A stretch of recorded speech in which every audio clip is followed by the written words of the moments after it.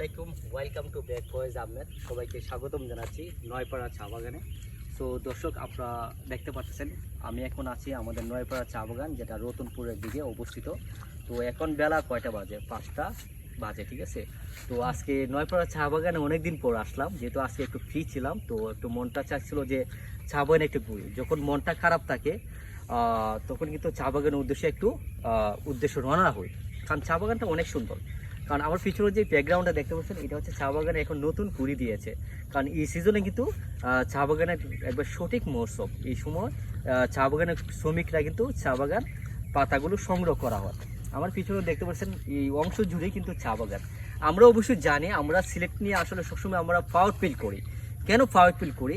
সিলেট হচ্ছে চা বাগানের জন্য, পাহাড়ের জন্য, চা পাতার জন্য সিলেট খুবই বিখ্যাত। শুধু সিলেট যে চা বাগানের জন্য বিখ্যাত বা পাহাড়ের জন্য বিখ্যাত বা চার জন্য বিখ্যাত তা না। সিলেট কিন্তু পূর্ণভূমি ও যে শাহজালাল শাহপরান এই পবিত্র পূর্ণভূমির জন্য কিন্তু আমাদের সিলেট বিখ্যাত। সিলেট কিন্তু অনেক পর্যটক জায়গা রয়েছে যেগুলো মানুষকে, বাংলাদেশের বহির্বিশ্বের মানুষকে আকর্ষণ করে। যেমন সাদা পাথর, তারপর জাফলন, সীতাকুণ্ড, মাধবকুণ্ড, মণিবাজার, শ্রীমঙ্গল, যে অনেকগুলো লেক আছে।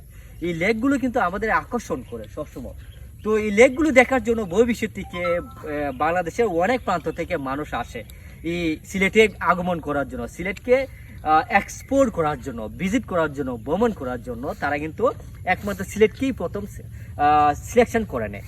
তো আজকে যাই হোক, আমি আজকে এই কথাগুলো কেন টপিক নিয়ে আসলাম, কারণ অনেক কিন্তু ভ্রমণ করতে চাচ্ছে, ঘুরতে চাচ্ছে, কোথায় ঘুরবেন, কোথায় যাবেন, অনেক কিন্তু সঠিক ডিরেকশন, সঠিক জায়গা কিন্তু তারা কিন্তু এক্সপ্লোর বা ফাইন্ড আউট করতে পারে না। তো তাদের উদ্দেশ্যে আমি বলবো, আপনারা যদি নিকটবর্তী ঘুরতে চান, যে হবিগঞ্জ জেলার মধ্যে, আমার তো মনে হচ্ছে হবিগঞ্জ জেলার মধ্যে সবচেয়ে best travelling place, visit place হচ্ছে যে নয়পাড়া চা বাগান, সাতছড়ি, তারপরে আপনার আরও অনেক অসংখ্য জায়গা রয়েছে যেগুলো আসলে খুবই এক্সপ্লোর করা যায়, খুবই ভিজিট করা যায়, পিকনিক করা যায়। এসব জায়গায় আপনার চাইলে কিন্তু ঘুরতে পারবেন।